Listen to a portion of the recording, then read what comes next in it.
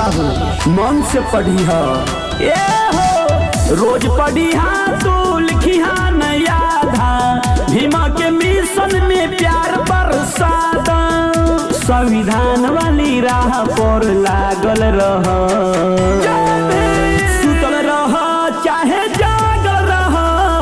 बाबा के मिशन में लागल रह सुतल रह चाहे जागल रह बाबा के मिशन में लागल रह।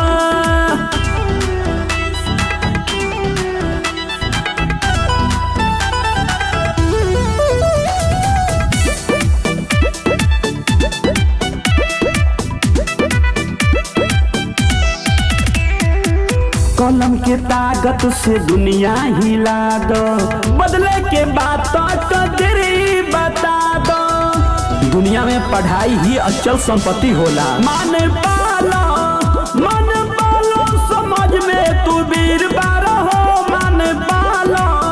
यह भीम के तू ही तस्वीर बारा हो मन पालो अंधविश्वास से तू भागल रह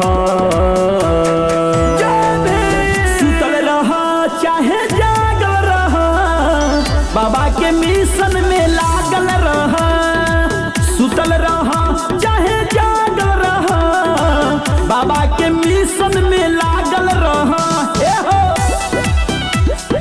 लागल रह लागल रह।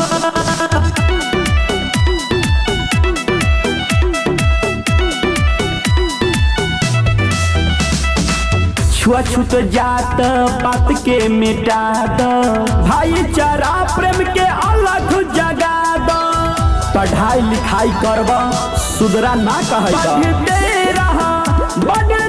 रहा रुकना न राह में हो बढ़ते रहा बाबा साहेब के सपना साकार करो बढ़ते रहा इंदल तू बाबा के मिशन गावत रह सुतल रह चाहे जागल रह बाबा के मिशन में लागल रह।